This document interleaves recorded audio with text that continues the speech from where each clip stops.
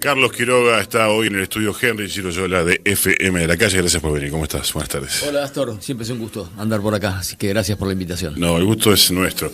Venía pensando cómo arranca la conversación, y la manera más directa y sutil a la vez es qué despelote, ¿no? Todo esto.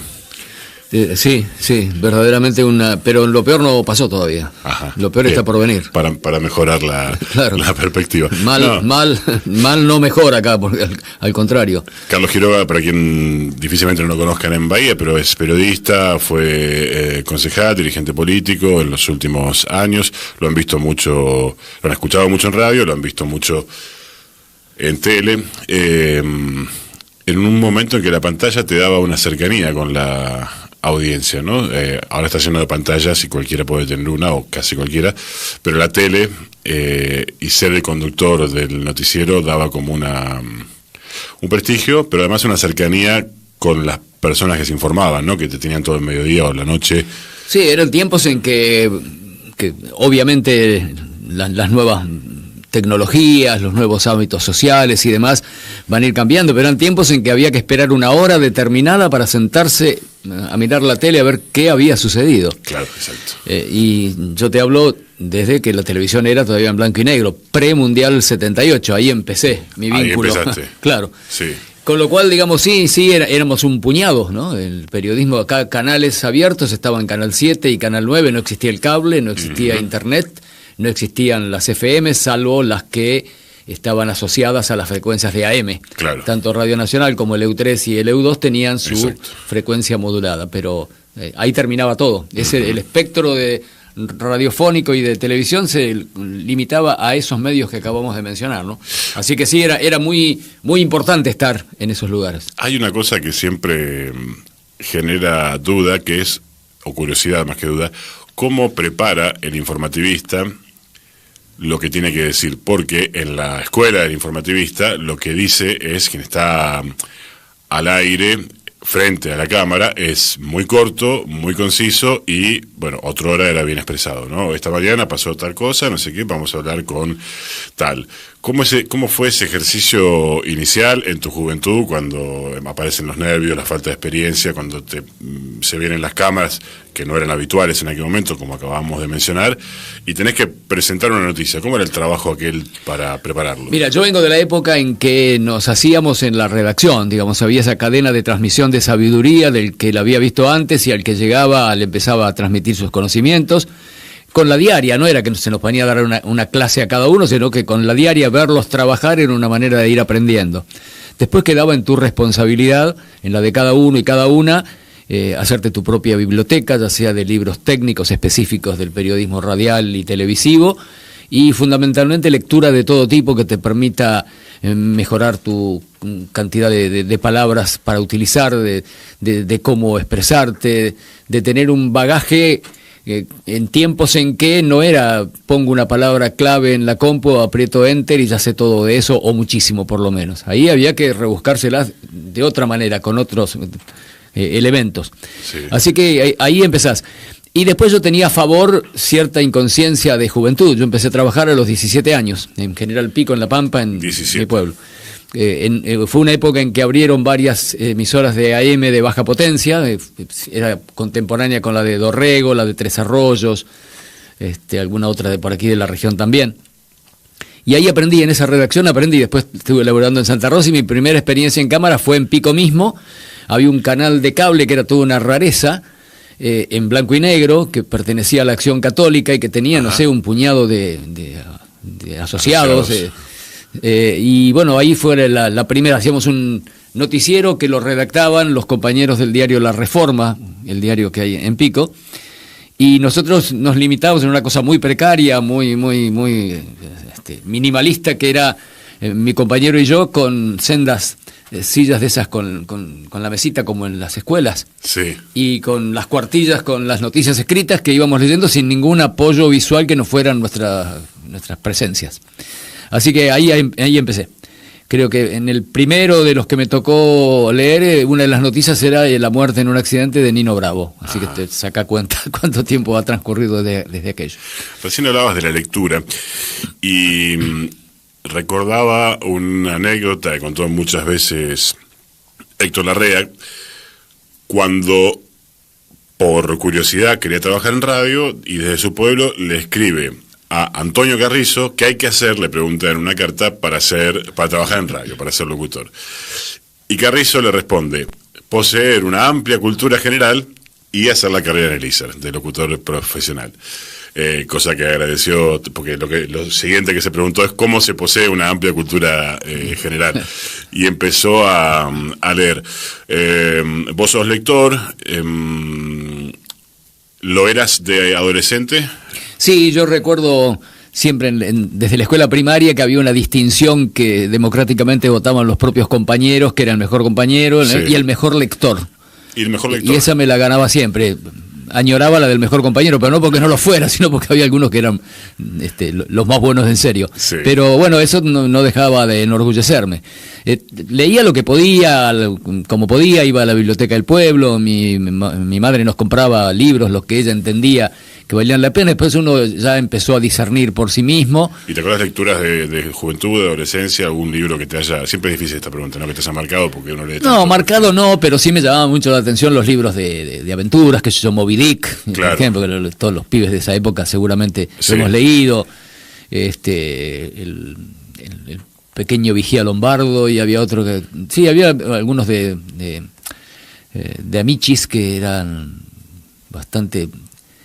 conmovedores, así muy emotivos, pero lo que viniera además era el entretenimiento. En mi casa de la infancia no había televisor, en el barrio había alguno y algún compañero más o menos rico que invitaba a la casa a ver alguna vez algo, pero era una rareza. Entonces estaban las revistas y los libros, las revistas de historietas, el D'Artagnan, el Tony, Paturuzú. Había una industria editorial potente en aquel momento en México y en Argentina. Muy potente. En la Argentina, fundamentalmente, bueno, México también, por una cuestión de escala, era poco superior, pero lo de Argentina era muy fuerte, verdaderamente era muy fuerte. Y a poco de haber empezado a trabajar, a mí me tocó la primavera camporista, digamos. Claro. La primera elección que yo cubrí como notero en Pico fue cuando ganó Cámpora. Ajá. Y obviamente ahí nosotros habíamos empezado medio contenidos un par de años antes, y ahí era la libertad absoluta, pero en serio, no esta de hoy. Sí. Con lo cual, y pensamos que iba a durar toda la vida. En el 76 a mí me agarré el golpe trabajando en el canal abierto de Santa Rosa, La Pampa, que era del gobierno de la provincia. Claro. Así que ahí fue un cimbronazo. Bueno, y de ahí en adelante, de todas las otras cosas que han sucedido, uno fue acompañando desde el periodismo el desarrollo de la historia, ¿no? Como un espectador, como un protagonista a veces, en tiempos muy complicados, donde lo que estaba en juego ya no era el laburo, ya no eran las condiciones de trabajo, era la vida. Era la vida. Cuando ocurrió el golpe en Santa Rosa, varios compañeros del diario La Arena y del diario La Capital fueron detenidos, de la radio de Pico también. Ahí hubo una redada muy fuerte con compañeros que habían sido compañeros míos de secundaria, que estudiaban en la delegación de la tecnológica que habían puesto en Pico, que estaba a cargo de un culata de la AAA que había ido acá de Bahía. No recuerdo el nombre, era el sindicato de músicos, un trompetista, bueno, de triste fama. Sí, uno que estaba frente a la 62, ahora no me acuerdo, pero sí, tenía un nombre muy pintoresco, muy, no era ni José, ni Carlos, ni Rubén. Sí. Pero ya me voy a acordar, de tanto en tanto lo recuerdo. Así que fue una época muy embromada, y en el medio de todo eso a mí me toca venir a hacer el servicio militar a Puerto Belgrano en el invierno del 76, lo cual tampoco no era ningún premio, ¿no? La verdad que era una situación. Yo me había independizado, mis viejos vivían en Pico, yo vivía en Santa Rosa solo, con mis laburos me la bancaba, y de repente me truncó todas las chances. Bueno, pero después me vinculé acá y pude laburar acá y me quedé definitivamente. Pero atravesando momentos de zozobra, de preocupación, de temor. Estaba muy expuesto a eso, digamos, a la dictadura había sido tan efectiva en el tema del control social y a través de la persecución, la muerte y el terror, que había un momento en que se había desarrollado mucho la autocensura, ya no sabías a ver si esto todavía, y entonces era nada, esto no, siempre ante la duda abstente, decían los más viejos ahí. Claro. Cuando me preguntan, pero esto vos te parece, ante la duda, y estaba en juego la vida, no era broma, no era que te pegan una patada en el culo y te echan del trabajo. Sí. Ojalá hubiera sido solo eso. Era mucho peor. Cuando terminás el servicio, ¿cómo salís a la vida? No, laboral. yo en realidad, como tenía un cargo en blanco en el canal de Santa Rosa, Sí. laburaba en la radio también, pero en el canal estaba como empleado fijo, cobraba el 50% del sueldo. La ley establecía que cuando uno quedaba bajo bandera por el servicio militar, cobraba su salario y le mantenían el trabajo. Estando en el comando de operaciones, me habían puesto en el área de prensa, que era nada, digamos, era avisar mediante gacetillas que estaba el acto del Día de la Armada, cosas así formales, institucionales. Y un día algunas radios te pedían, bueno, grabámelo, porque si no había que traerlo a Bahía con un mensajero, era toda una historia. Y me escuchó Luciani en el EU7, estaba el EU7 todavía. Claro. Era casi el verano diciembre del 76, ponele. Y me dijo, tengo gente de vacaciones, vos tenés buena voz. Digo, sí, trabajo de eso. ¿Y no te interesa? Bueno, procuré arreglar los horarios y empecé a trabajar ahí un par de meses, y después me llamó Herbeta del EU2, que también había algunas posibilidades de laburar ahí, era dentro de las perspectivas que había de trabajar en Bahía, en radio era un buen lugar, y ahí fui. 77. Enero del 77. Claro.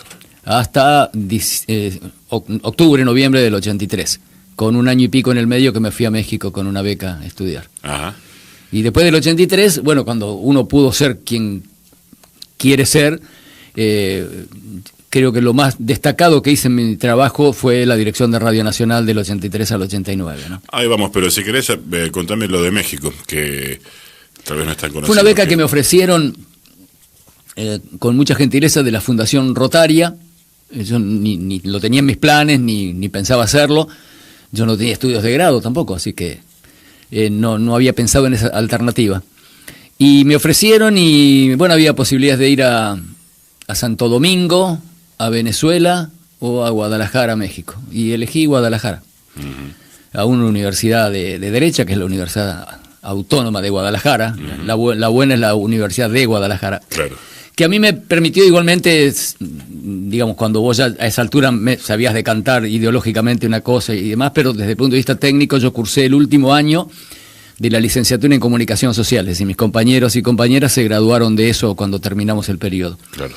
Y me permitió aprender un montón de cosas. Yo no había tenido una educación sistematizada vinculada con la comunicación. La de oficio, que era la que mencionabas. Claro, tenía el oficio, pero siempre está muy bueno lo otro, ¿no? Yo creo que son inescindibles, son imprescindibles ambas cosas. Así que me vino muy bien. Y nos permitió vivir un año afuera y conocer Estados Unidos, que no conocía, simplemente para conocer. Y bueno, y volví y nos tomó la guerra de Malvinas allá. Ahí también teníamos acceso a mucha más información, tanto de la guerra como fue el momento en que se lo desenmascaró Astiz también a nivel internacional. Así que cuando me comunicaba con la gente de acá, estaba digamos, con una información un poco más clara de lo que sucedía, ¿no? Me quedé pensando, escuchándote, respecto del tema del terror, y porque muchas veces hoy se utilizan palabras como una manera directa de enumerar cosas, de mencionar cosas que tal vez no abarcan, en el sentido de decir fascismo a cualquier cosa o decir censura a cualquier cosa, y está muy lejos de la posibilidad de alguien de mi edad o más abajo pensar que es efectivamente ir a trabajar con el miedo, más que el miedo, el terror de que una palabra te pueda llevar puesto, digamos, ¿no? Ahora, lo que quiero preguntarte respecto de eso, que es intransferible como experiencia, es ¿cuánto del terror instaurado en dictadura crees que pervive? No porque venga alguien a amenazarnos con un arma, sino porque parecería que han en aquel momento ya de alguna manera castrado la posibilidad de soñar en otras cosas, ¿no? Es decir, como dentro del mercado está todo posible. Ahora hay ciertas cositas que a uno le da la sensación, y a algunos filósofos argentinos, que sembraron eso que no es miedo, que es terror, que es ni siquiera animarme a pensar en algo más allá de lo permitido, ¿no? El efecto residual, sí, es muy contundente. Yo creo que donde más nítidamente se ve, aunque también en la vida diaria de todos y cada uno y cada una, es en la universidad, en la Universidad del Sur. Esta universidad fue diezmada justamente por tener un departamento de economía, un departamento de humanidades, con una orientación ideológica muy potente, muy fuerte, muy definida, muy concreta, y bueno, ya vimos lo que pasó en adelante, fue muy difícil recuperar eso. No Sí. hay, digamos, hoy en día una equivalencia en cuanto a las orientaciones similar a lo que fue en aquel momento que la tuvo como modelo. Y en el medio, las generaciones que, imbuidas de ese terror, por ahí desalentaron la participación política de sus hijos, la Claro. militancia estudiantil, la militancia... porque era un riesgo, porque intuían que podía ser fatal. Sí, mucha gente convencida en sí misma que desalentaba a sus hijos a que participaran. Por ejemplo. Pero por protegerlos. Sí, sí, claro. Algunos por coincidencia ideológica, que lo sabían, ¿no? En medio país Sí, se sí. respaldó la dictadura. Y el otro medio se la tuvo que aguantar y no había mucho más remedio, ¿no? Sí, hay que recordar que las madres que fueron tan aplaudidas poco tiempo atrás eran escupidas en el momento. Sí, ¿no? sí, por cierto.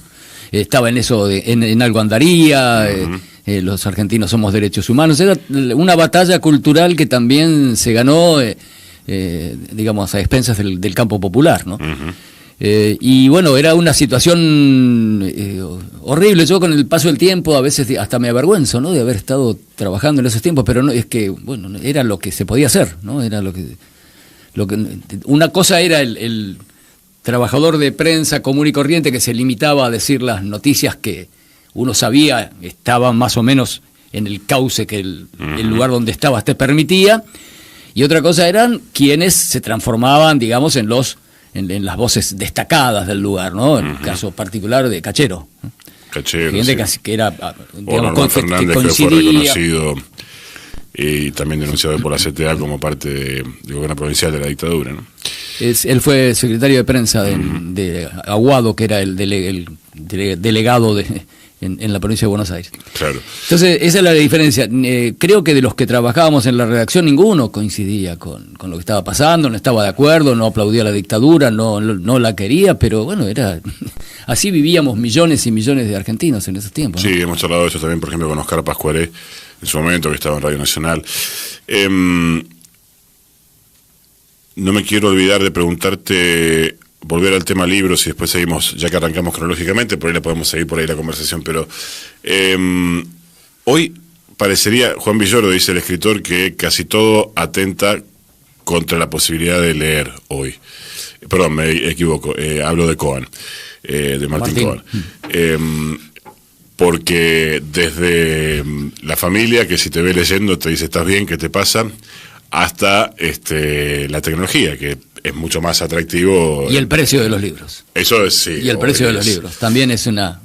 Por ejemplo, el último libro de Leila Guerriero, que tengo muchos amigos y amigas que quieren leerlo, tuvieron que abandonar el intento, porque no entra en el presupuesto familiar.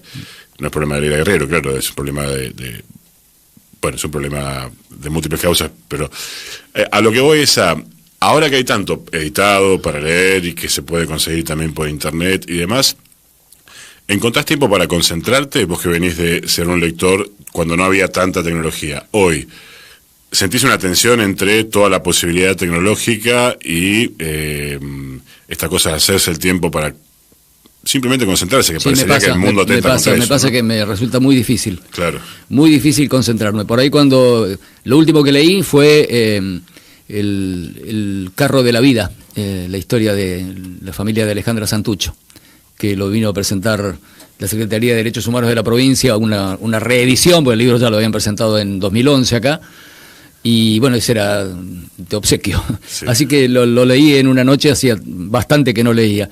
Y el resto sí, porque yo por el trabajo como coordinador seccional de la Defensoría, digamos, viajo por la zona, pero viajo para dejar el contacto, y después de haber dejado el contacto, el teléfono de referencia es el mío, y me llaman todo el tiempo, y todas las gestiones telefónicas, y todas las gestiones a través de cuestiones remotas, y entonces estoy muy, muy ocupado con eso. Y Pero sí, además me cuesta. hay que aparecer en las redes, porque si no parece que uno no existe.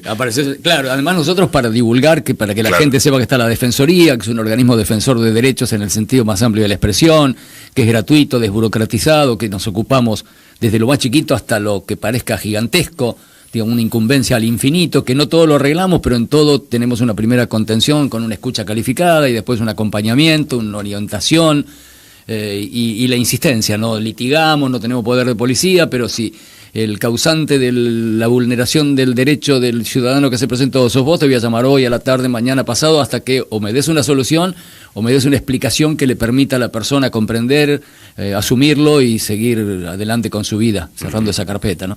Así que sí, eso me tiene muy ocupado, y son gestiones complejas porque tenés que llamar muchas veces, porque tenés que buscar información, porque tenés que tener sustento, a veces hasta jurídico, aunque nosotros no vamos a tribunales para nada, no tenemos nada que ver con el Poder Judicial, pero para por lo menos darle una explicación como corresponde a la persona que confió en nosotros y nos viene a plantear un inconveniente. Así que hay que estudiar, digamos, claro, un poco cada caso que aparece. Y buscar la vuelta porque no hay poder de policía, justamente, cosa Exacto. que facilitaría. Exacto. Ya que nos metimos en el tema, te pregunto de la Defensoría.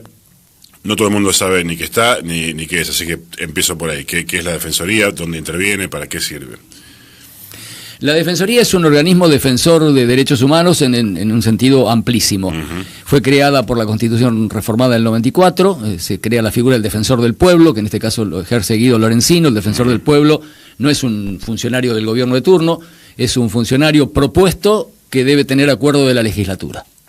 Su mandato dura 5 años, está desfasado del gobernador, con lo cual, digamos, si ahora en lugar de haber sido reelecto Axel hubiera habido otro gobernador, Guido Lorenzino, nuestro defensor, lo era en la época última de Axel y lo sigue siendo ahora en el periodo posterior, hasta que fenezca su mandato a fines del año que viene. Tiene una sola reelección y, digamos, las fuerzas políticas representadas en la legislatura también están contenidas en la Defensoría con las defensorías adjuntas. Hay defensores adjuntos que pertenecen a otros espacios políticos y que conforman el esquema de conducción de la Defensoría. Uh-huh. Nosotros nos ocupamos de cosas tan diversas como el maltrato de una persona, problemas con discapacidad, problemas de salud, sea que un turno de intervención quirúrgica se demora, que una droga oncológica no se consigue, cuestiones relacionadas con el maltrato en la fila de un banco a un viejo por el solo hecho de ser viejo y que parece que estorba, en una oficina pública, ser atendido con descomedimiento, cuestiones relacionadas con multas de tránsito de otros distritos, que cuando vas con el turno a sacar el carnet de conducir o a renovarlo y tenés esa multa pendiente, no podés seguir adelante con el trámite, así que van a la Defensoría. Tenemos buen vínculo con secretarías de transporte y con juzgados de faltas de prácticamente todo el país, salvo Cava, que tiene una máquina con la cual es muy difícil interactuar. Así que ahí o facilitamos hacer el descargo o directamente pedimos la boleta para que pueda ser abonada y la persona pueda continuar con su trámite. Uh-huh. Facilitamos la recuperación o la obtención de las personerías jurídicas de las asociaciones de la sociedad civil, centros de jubilado, clubes de barrio, organizaciones de personas con alguna enfermedad en común, de lo que fuera, colectividades extranjeras. Sin fines de lucro que se juntan con un objeto social. Exacto, y que saben concretamente que sin personería jurídica son como una persona sin DNI, no son sujetos de subsidios, claro, ni de entrar en programas determinados que les permitan el sostenimiento y el crecimiento de la institución, así que ahí también tenemos un área específica de asociaciones civiles para dar una mano. O sea que cuando una persona humana, como creo que se le dice ahora, o una jurídica siente que hay derechos vulnerados, acude a derechos humanos en un sentido amplio vulnerados, acude a la Defensoría y ahí ustedes ven la manera de tarifas, intervenir. Todo claro, el tiempo, prepagas. Ahora con el tema del registro de cannabis medicinal, sí, hemos recibido 179 presentaciones de otros tantos cultivadores de Bahía que desde diciembre no les renuevan. Nosotros, la Defensoría lo que está haciendo es preparando una presentación colectiva con todas las presentaciones que reciben cada una de las 56 delegaciones de la provincia, para ir con esa cantidad de casos a Nación, a, digamos, procurar persuadir de que es imprescindible que eso sea resuelto. Uh-huh. Hoy nos contaba, el último caso que tuvimos hoy en la delegación aquí en Bahía, sí, un señor que dijo ser militar y que cultiva para generarle aceite canábico a su mujer por un problema de artrosis muy severo. Uh-huh. Entonces el tipo decía, no puedo seguir con el cultivo. Si me ven si las podo, para que no se vean de afuera, no me sirve, se interrumpe el ciclo. Bueno, di una explicación ahí que yo desconocía. Si me las ven, me pueden allanar, me meten preso, entonces pierdo el trabajo, primero y principal, y encima me como una causa penal y mi mujer sigue sin atención. Es tremendo eso. Bueno, en eso también trabajamos. Y todo lo que sea un problema, nosotros no tenemos la potestad de exigirle al gobierno nacional que cambie su actitud. Pero sí es un elemento de presión, es un granito de arena más, digamos, sumado a las presentaciones judiciales, sumado a la exposición pública en la agenda de todos los medios de este tema, para tratar de que el gobierno, que va a terminar haciendo lo que hizo Macri con las pensiones por discapacidad. Te corren por el lado de que es muy sospechoso que haya tantos, acá han reganado, después barajan, dan de nuevo y hay algunos que no pueden negarlos y se recupera, pero mientras tanto en el camino hasta puede quedar gente entregando su vida porque no tenga a la mano esta posibilidad de tratamiento, ¿no? Y ahí como militante, como dirigente político, me imagino que debe haber una tensión y cierta frustración tal vez en esto de no tener poder de policía, que se ve reflejada en cómo pensar tácticas, ¿no? Frente a cada problema que es diferente, que toca distintos órganos. Nosotros tenemos mucha capacitación. El otro día estuvo un costarricense que fue miembro de la Comisión Interamericana de Derechos Humanos. Sí. La figura nuestra en otros lados es el ombudsman, ¿no? Es el defensor del pueblo. Sí. Y sí, hay que ir buscando opciones, alternativas, pero es una figura muy, muy considerada, digamos. Nosotros hemos notado que más allá de no tener poder de policía, por ejemplo, nos ha pasado de tener que comunicarnos con alguna droguería multinacional, que no es un organismo público, porque PAMI pagó una droga que no le llegó en tiempo y forma al afiliado. Y cuando vos llamás de la defensoría y pedís por el gerente, y te atiende el gerente. Ajá. Digamos, esto no es un mérito propio nuestro de las personas que estamos hoy, es un mérito del organismo, digamos, que tiene jerarquía y se lo mira con respeto. O sea que incluso, tal vez en el sector privado, más que lo puede llegar a mirar el propio gobierno nacional, ¿no? Sí, en el gobierno nacional es más difícil. Nosotros nos resulta muy sencillo interactuar con todos los organismos públicos de la provincia, somos una especie de colaboradores críticos, digamos, ¿no? No es que desconocemos el problema, pero se lo hacemos notar y tratamos de que se resuelva de la mejor manera. En el caso de salud, que es lo que no puede esperar, siempre la carta en la manga es el recurso de amparo, pero como dice Guido Lorenzino, cuando nosotros tenemos que proponerle a un ciudadano que vaya a un recurso de amparo, la política fracasó. La política en el sentido más noble, ¿no? De la expresión. La idea es que los mecanismos institucionales previos a la que justicia, hagamos todo el esfuerzo para evitar eso. Bueno, a veces con suerte, otras veces sin suerte. Nosotros peleamos mucho una medicación que había pendiente para un chiquito que estaba internado en La Plata, que era de Deró. Y bueno, los tiempos burocráticos fueron complicados. Después las empresas están en estos tiempos, te pasan un presupuesto que dura hasta ayer. Entonces cuando sale el procedimiento administrativo para poner la plata, resulta que ya no era el precio, hay que volver a hacer todo de nuevo. Bueno, me llaman del organismo en cuestión, que no importa cuál sea, y me dicen, bueno, salió lo del nene. Buenísimo, le aviso a la familia, me dice, no, murió la semana pasada. A veces te pasan esas cosas, que producto de la situación general, digamos, que es difícil imputar una responsabilidad. La droguería te dirá que ellos tienen que cubrirse, el Estado te dirá que no pueden... Sí, como decís, falló la política, falló también el sistema de salud. Sí, falla todo, hoy en día falla todo, ¿no? Claro. Y con las tarifas también, ahora estamos teniendo todo el tiempo capacitaciones, nos llega mucha información, es tremendo lo de las tarifas, pero bueno, la respuesta ante quien se vaya a quejar va a ser simplemente, mire, lo que le podemos ofrecer es revisar que no tenga un cobro indebido. Claro. La tarifa no la fija el gobierno de la provincia de Buenos Aires, la tarifa la fija el gobierno nacional a través de la Secretaría de Energía y decretos del Poder Ejecutivo.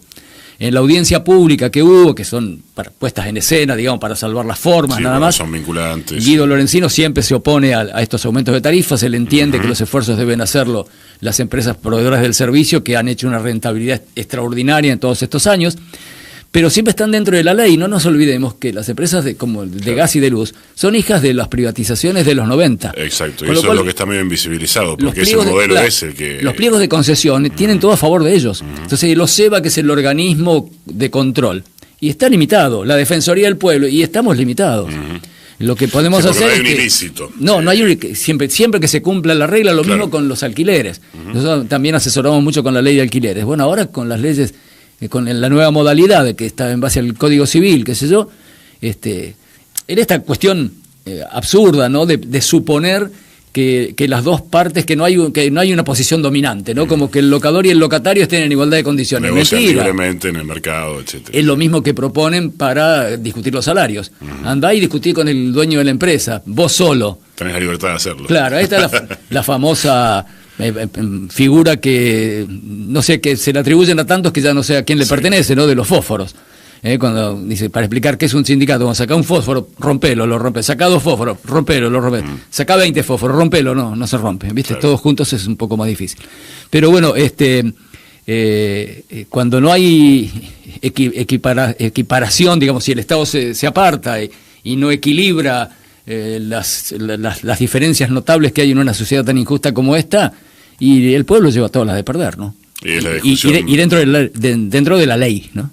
Y dentro de la ley, claro. Y lo peor, para ser extensivo, dentro de la democracia, que es el problema de fondo de todo esto, ¿no? Cuando la democracia así como está, no termina de garantizar equidad social, o sea, democracia en el sentido de poder acceder a, en términos clásicos de la economía, bienes y servicios para la subsistencia, digamos, ¿no?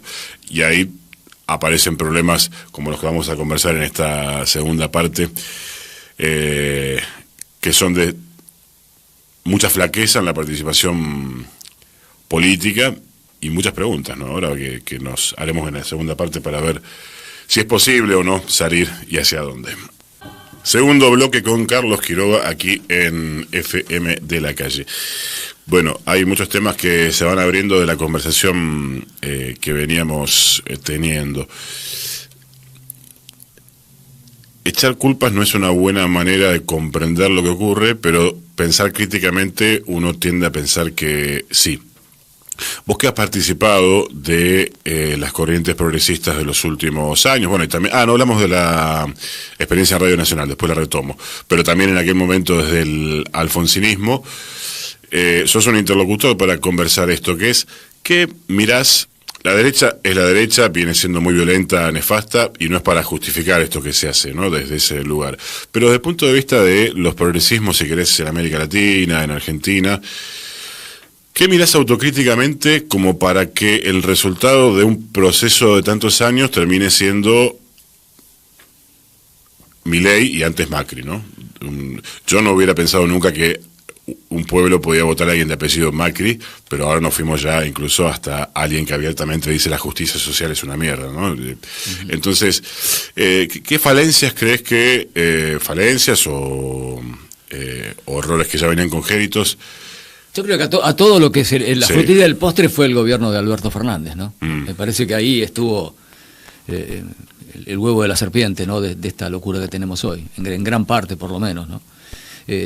Tiene la justificación de la pandemia, la justificación de la guerra de Ucrania y demás, pero bueno, el resultado final, cuando, digamos, superado eso, no hubo atisbos de hacer las cosas diferentes y bueno, se pagó la consecuencia. Es cierto también que se lo expulsa de alguna manera al peronismo del gobierno por un 7% de inflación y ahora resulta que celebramos que tenemos 12 y que tuvimos 20 y pico.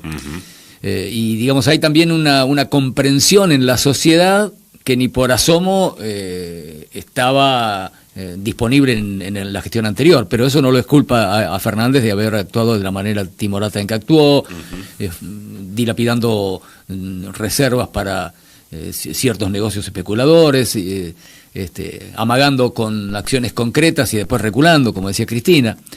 Nosotros creemos que la solución está por el lado de la política. Nuestro espacio está, digamos, primero y principal, hace 4 meses que asume este gobierno. Hace 4 meses, falta 1 año y fracción para que haya elecciones de medio tiempo. Sí. Con lo cual, los compañeros que están en gestión, tienen que, digamos, dentro de las carencias, de las limitaciones, del ahogo financiero que el gobierno exprofeso está propinándoles, tratar a la provincia en ese caso. A la provincia, le pasa también a Federico con el municipio.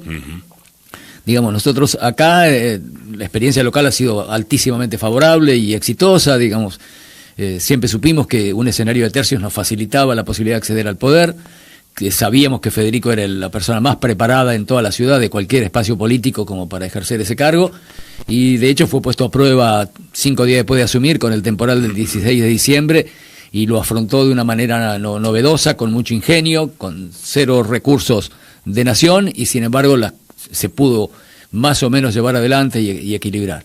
Yo confío en que también algunas obras se van a reanudar, dentro de la escasez de recursos que hay. La provincia, en la medida que Kicillof se fortalezca y, digamos, y cobre músculo como para ser un eventual candidato a presidente en el próximo turno, lo van a procurar destruir. Digamos, también ahí va a ser muy complejo. Pero bueno... es el mejor candidato que tiene el espacio, ¿no? Yo creo que sí, y cuando hablamos del espacio no hablamos de algo chiquito, no digo que todos adhieran, pero digamos desde 11 millones y medio de personas no votaron a Milei. 11 millones y medio de personas, es un número enorme, que por lo menos que votaron a más y tantos que votaron a otros. Sí, porque la situación de balotaje, digamos, impone una mayoría que es ficticia de alguna manera, en el sentido de... No es una elección, ficticia, es una opción. no quiere decir que no se optó eso, pero el porcentaje de Milei original era el 30, no era el 50 y pico. Obliga a la construcción de una mayoría, eso es interesante también discutirlo, ¿no? Como... A mí me preocupa mucho la política extorsiva de Milei, sí, porque, digamos, nuestro espacio, yo no sé cuán sólidamente unificado va a poder continuar. Ajá. Ahora cuando se vote la ley bases, cuando se vote toda esta cuestión que para empeorar la situación actual, poniendo el impuesto a las ganancias a los sueldos de nuevo, exculpando a los que evadieron, facilitando blanqueos tramposos, bajando el impuesto a la riqueza, jodiendo a lo de siempre, ¿no? Cuando pase eso, yo creo que más de un gobernador de nuestro espacio va a orientar a sus legisladores a que apoyen con eso, porque si de lo contrario los ahogan. Eso es la memoria del menemismo, ¿no? Hay que tener ahí la flexibilidad de algunos gobernadores para reacomodarse a ciertas circunstancias. Existe. Así que eso puede pasar. No va a ser el caso de Axel, obviamente, pero no es que todos los... Sí, que hay una no es la suma de todos y cada uno, digamos, todos estos gobernadores son nuestros, por ende todo esto, este paquete es más complejo. Creo que hay voces nuevas dentro del espacio. La figura de Grabois es una figura necesaria, imprescindible, más allá de cuál sea su techo o lo que fuere, ese discurso. Los debates que plantea. Juan. Cristina está expectante, con mucho ingenio y adecuándose a las nuevas tecnologías y a las nuevas formas de comunicación. Los últimos publicaciones de TikTok que ha hecho rapidito, en 20 segundos, da un montón de definiciones políticas concretas. Pero bueno, está difícil, no hay, digamos, permeabilidad para reconocer algunas cosas. Yo creo que en la batalla cultural que nos han estado disputando últimamente, mucha gente ha quedado con esto de, sí, ahora es un desastre, estamos cagados de hambre, pero si se robaron todo el año pasado. Imposible. Entonces, ante tanto chorro, gracias que llegó Milei y nos está rompiendo el alma con esto, pero la luz al final del túnel, que era del tren viniendo de frente, ¿no? Al margen de los últimos años, si querés, como pensando del inicio de la democracia hasta aquí, de todas formas no se siguió profundizando una decisión entre comunidad y dirigencia política profesional, digamos. Y probablemente, sí. Mira, yo mi viejo era peronista, trabajó para la Constitución del 49, por la provincia de La Pampa, estuvo preso en el 56, pues participó del alzamiento de los generales leales a Perón. Sí.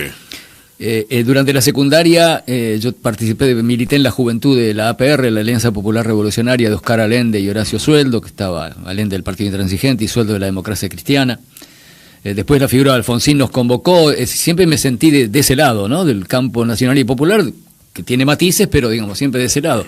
Cuando muchos te dicen que después te hiciste kirchnerista, porque Kirchner dio las mismas batallas contra los mismos enemigos con mayor éxito, ¿no? Que Alfonsín no pudo consolidar poder político, que se lo retaseaba su propio partido, ¿no? Yo, siendo funcionario de Cabirón en la municipalidad, he escuchado conspicuos dirigentes del radicalismo local de aquel tiempo diciendo Alfonsín es zurdo. Estos son todos zurdos, lo de la coordinadora y todas estas historias. Pero sí puede haber una disociación, sí puede haberla. Es muy difícil, yo creo que en lo chiquito acá en Bahía, Fede lo está logrando, esto de sostener la militancia territorial más allá de las campañas electorales.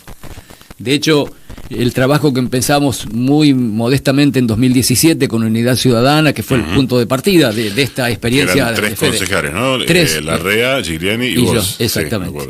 Sí, nosotros teníamos el primer escollo que tenía que sortear sus bieles, que tenía en mente ser intendente ahora, hace 2 años o dentro de 4, pero lo tenía muy claro. Pero indefectiblemente tenía que ganarle la interna a Rodolfo López. Si no se ganaba esa interna de Unidad Ciudadana, hoy sería otra la historia. Bueno, la logramos ganar. Después, ser la fuerza política, después del oficialismo, con mayor cantidad de votos. También lo fuimos, un puñado de votos por encima de los que sacó Marcelo Feliú con su agrupación de ese momento, con Randazzo. Sí. Pero Fede, desde ese momento para adelante, pasaron la elección que perdió, pasó la otra elección que también perdimos, nunca desarmó la territorialidad del espacio político laburando al lado de la gente todo el tiempo. No importa si hay elecciones, si no hay elecciones, siempre se está. Y eso me parece que ayuda a cortar esas distancias, ¿no? A dar mayor cercanía. Él poniendo el cuerpo en lo personal, tiene una agenda de 25 horas diarias de laburo y se lo puede ver. Pero los compañeros y compañeras de las distintas agrupaciones que están en territorio, al contrario, han potenciado el laburo con un grado de responsabilidad mayor, porque cuando vos sos opositor podés hacer política y decir, bueno, y como son estos tipos, ¿viste? No hay manera. Ahora sos oficialismo y tenés ya otra responsabilidad. Sí, tenés que ver los presupuestos, administrar, además de... Administrar, pero además es llevarle permanentemente, que no le escriban el diario de Irigoyen, es llevarle la realidad verdadera, digamos, lo que está pasando. Para que no se disocie tanto.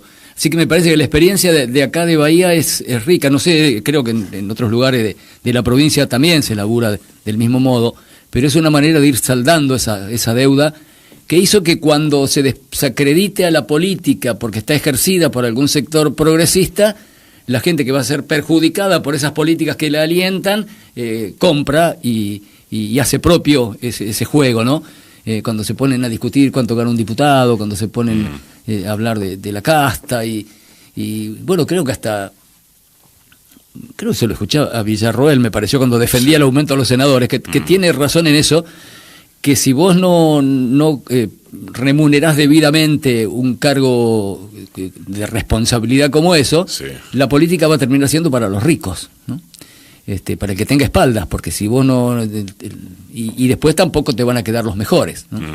Sí, habría que ver cuál es el índice del salario de la gente de a pie, más que del diputado, que también... El problema es la diferencia. Pero claro... El problema es la diferencia, no tanto el otro. El problema es la diferencia, efectivamente, que ha quedado de una manera espantosa. Pero bueno, estamos tomando con naturalidad que las universidades trabajen con la luz apagada. Hoy veía en la Facultad de Medicina de la Ciudad de Buenos Aires, de la UBA, sin ascensores, solo para personas con discapacidad. Claro.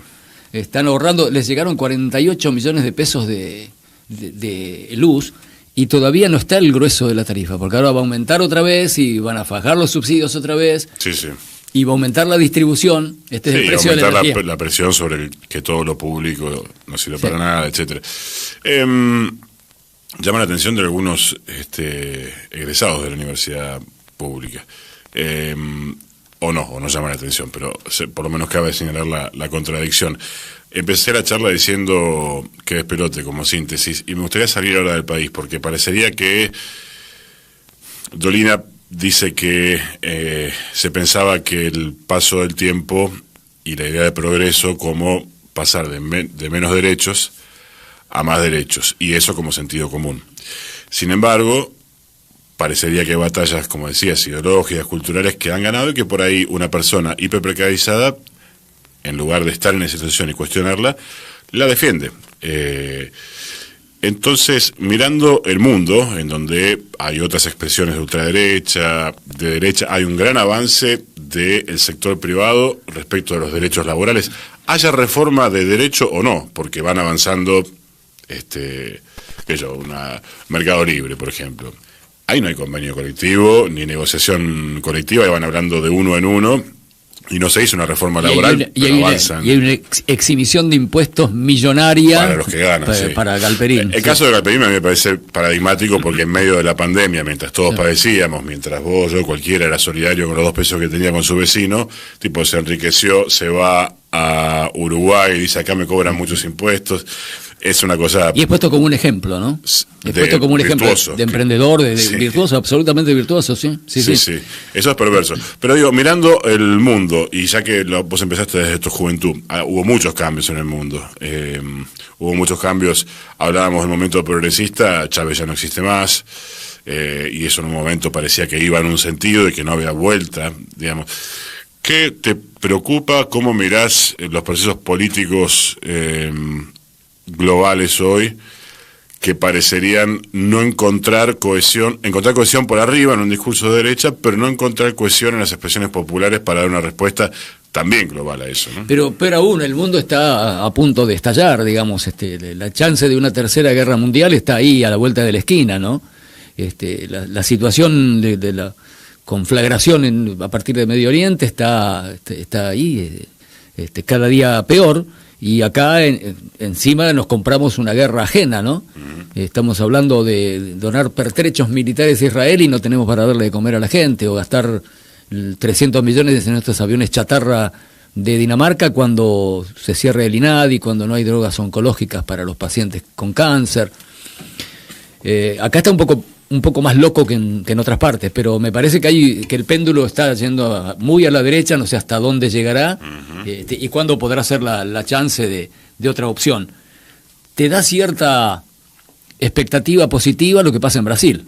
Lula con una coalición de gobierno muy neutralizada por sectores que no necesariamente son progresistas o de izquierda, sin embargo ha logrado salir adelante y está tomando todos los días decisiones en favor de los sectores populares que uno añora, envidia sanamente y dice, ¿por qué diablo no puede pasar acá también, no? Sino que ocurre todo lo contrario. Creo que el mundo, esta multipolaridad, lo ha puesto a Estados Unidos en una situación, lo ha hackeado a punto tal que están para cualquier cosa, ¿no? Están para cualquier cosa con tal de no perder la hegemonía a manos de la China.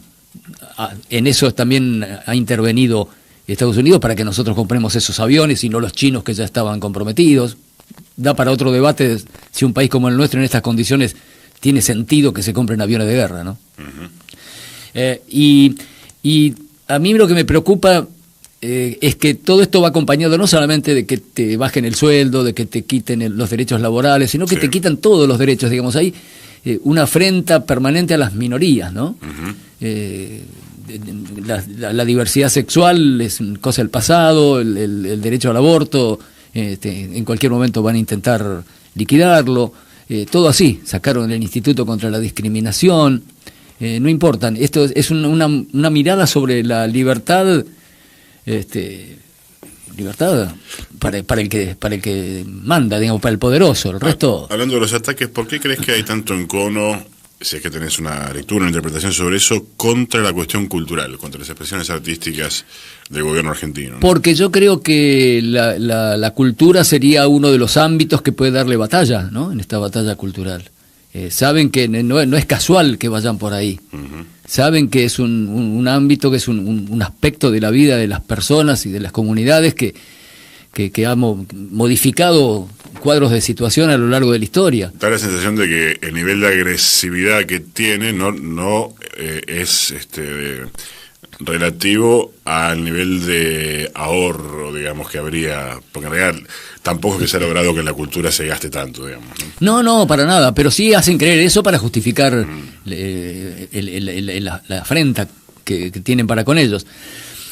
A mí me parece que todo el que pueda decir algo a través del teatro, a través del cine, a través de la música, digamos, saben que eso es mucho más efectivo que un discurso político en una tribuna, ¿no? Y entonces tratan de neutralizar ahí. Y van, digamos, es un poco más rudimentario fue en esa época, porque era anterior, eran los 90, pero lo que hizo Neustadt dando él personalmente la batalla cultural en favor del menemismo, Plaza del Sí. La Plaza del Sí, cuando facilitó las privatizaciones, todos los días la cantina, mire los teléfonos del Estado, qué porquería que son, bueno, te crean la necesidad técnica de la publicidad básica, te crean la necesidad de algo que cuando llega lo recibís con los brazos abiertos y no ves los detalles. Y acá lo mismo, hoy con este problema que hay con el agua, en los comentarios que uno lee, en las crónicas que se publican, la gente dice, ¿cuándo privatizan? Ya estuvo privatizada con Azurix, que fue un escándalo peor que este, pero mucho peor que este. Lo cual no justifica nada de lo que está pasando ahora, que tiene razón en sus bieles, que la distribución la haga el municipio estaría buenísimo y que hay obras que hay que hacer y que hay que hacerlas de una buena vez y demás. Pero digamos, la gente creía que si es privatizada la empresa, vamos a tener mágicamente agua todos los días, a toda hora, en todo momento y en cantidad suficiente. Y no es cierto. No es cierto, no está. No, por lo menos en Argentina la privatización nunca se compensó lo que ganaron con la inversión que llevaron adelante. El servicio fue penoso, ¿te acordás que entregaban botellas de agua en la puerta de la planta de Azul y la gente reaccionó, hizo una pueblada frente a la oficina que está viendo donde está la fiscalía ahora en Vieites y Moreno? Fue desastroso lo de Azurix. Y bueno, que Duhalde después los terminó echando en condiciones que también generaron un desfasaje ahí de pagos en los organismos internacionales, pero digamos no es ninguna garantía. Entonces la cuestión cultural es fundamental. Entonces tratan de pegar duro ahí, ¿no? De pegar duro ahí, pero no hay que amilanarse. Yo creo que acá tenemos en Bahía Blanca una pequeña isla con el Instituto Cultural a cargo de Natalia Martirena, con las políticas que había marcado Susbieles, que de movida cumplió incrementando notablemente el presupuesto que se le destina al área en el presupuesto municipal de este año. Creo que la convocatoria es amplia, yo desconozco el trazo fino de lo que sucede en las políticas culturales en su efectivización, pero me da la impresión de que estoy viendo artistas que no los veía, que no sabía que existían incluso, como que se están abriendo puertas, se está mostrando un volumen de trabajadores y trabajadoras de la cultura muy importante, ¿no? que supera lo conocido, ¿no? Eso me parece muy auspicioso, y que haya un Estado municipal que lo respalde, que lo promueva, ¿no? que lo intensifique. Última, porque ya se nos va el tiempo. Última por ahora, podemos hacer un capítulo 2 porque se abren muchas conversaciones y el tiempo pasa rápido, sobre todo cuando hay conversación, hay escucha, que es lo que por ahí no suele pasar en otros medios, y por eso inauguramos esta temporada de conversaciones, a ver en qué andamos pensando. Yo le decía el otro día a Lieberman, que es economista, entre otras cosas, que me explicara la economía de la ciudad. Y vos, que hace cuántos años que militás o que sos parte de la comunicación, de la política aproximadamente? 40 años. 40 años. Tengo 15 años, pongámosle. Ya quisiera, pero no. Despierto a la política, te cruzo por ahí y te pido, explícame cómo funciona el poder en Bahía Blanca. ¿Qué es el poder en Bahía Blanca? Porque llega un momento que los actores son más o menos los mismos, cambió Mazot por Elías, digo yo, esto es mi opinión, pero si tuvieras que sintetizar esta cosa del lugar donde uno vive, ¿cómo funciona el poder en la ciudad? Hay un círculo rojo también, propio. Me parece que también el impacto de las empresas del polo ha sido fuerte. La contraparte es que, merced a la presencia de las empresas del polo, el presupuesto municipal de Bahía Blanca tiene una porción genuina muy consistente que supera a la media de los municipios de igual tamaño o similar de toda la provincia. Pero creo que lo que está logrando Fede es que el poder político sea el que se ponga adelante. ¿El poder político no pide un poco permiso a ese poder económico en general? Aún esta propuesta... Mira, pero podés pedir permiso con elegancia, pero llegar al objetivo que te propones. Cuando se destruye la ciudad por el temporal, y que Susbieles hace una convocatoria espontánea diciendo, bueno, muchachos, pongan guita acá porque no tenemos cómo, y había renuencia y no había definiciones, y creo que hubo alguna oferta muy ínfima. Sí, la oferta inicial de algunas empresas era miserable. Era miserable. Sus riquezas, sí. Y ahí se puso firme y logró desde la política, con mucho ingenio, me parece, porque, por ejemplo, un asunto que yo observo es que desde el momento en que aparece el polo petroquímico, digamos, que lo cubrimos desde la prensa, desde el que empezó hasta ahora, en aquel momento, digamos, había cierto reparo por el tema ambiental y la respuesta era, pero no se tengan en cuenta, acá está la petroquímica y vienen las plantas satélites, va a haber 10, 12, 15, 20 toda fábricas. Una economía en torno de eso. Que en base a la materia prima van a generar productos de lo más diverso, todo el mundo va a tener laburo, va a ser un esplendoroso. Bueno, eso no pasó. Las plantas satélites no estaban, el pasivo ambiental se tiene que bancar, esa deseconomía tuvo que ser absorbida. La ley Tunesi puso un poco de justicia con esta tasa ambiental que está. Pero lo que logró ahora Federico es que pusieran mucha plata, que no tenían previsto ponerla, no quiere decir que les falten ni que alteren su rentabilidad, pero la pusieron.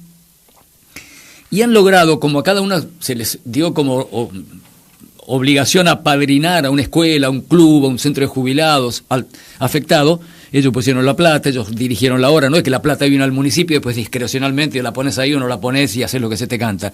Ellos pudieron tener un control de gestión de sus recursos, de lo que habían aportado directo.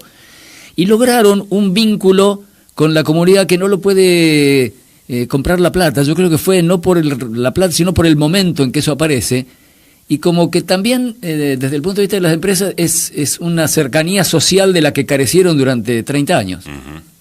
Me parece que ahí eso puede facilitar que haya un vínculo mucho más virtuoso en adelante a partir de esta situación traumática, ¿no? No quiere decir que nos van a regalar plata todo el tiempo, pero que hay otra manera de una convivencia distinta, me parece. Y eso es un dato bueno.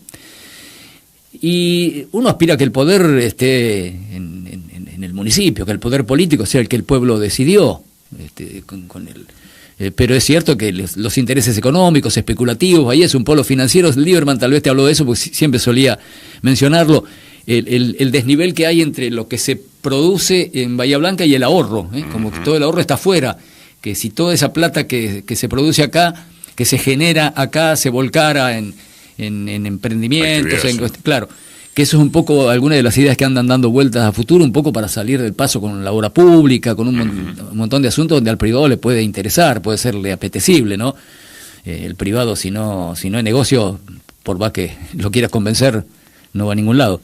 Pero yo confío en que se imponga la política. Susbiles es un tipo decente, honrado, que no permeable a ciertos estímulos que a veces han dado por tierra con cuadros políticos que parecían insustituibles e invulnerables.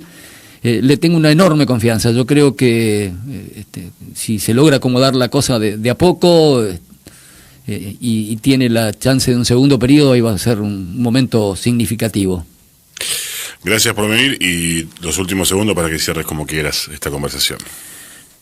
Que es muy difícil encontrar el equilibrio justo entre el desasosiego, la desazón, la frustración, la desesperanza, el miedo, la carencia, y a la vez, como digamos, el optimismo de la pasión que logre superar a lo negativo que nos da la racionalidad, ¿no?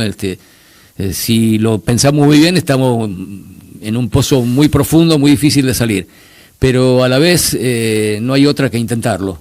Y creo que no es una pavada. Me parece que en la medida en que nos vayamos dando cuenta de quiénes somos los más parecidos, de quiénes tenemos intereses similares, y despojarnos de otras cuestiones muy periféricas que nos han enfrentado, somos más y somos mejores, Astor, y eso tiene que servir. Carlos Quiroga, en el mal mejor.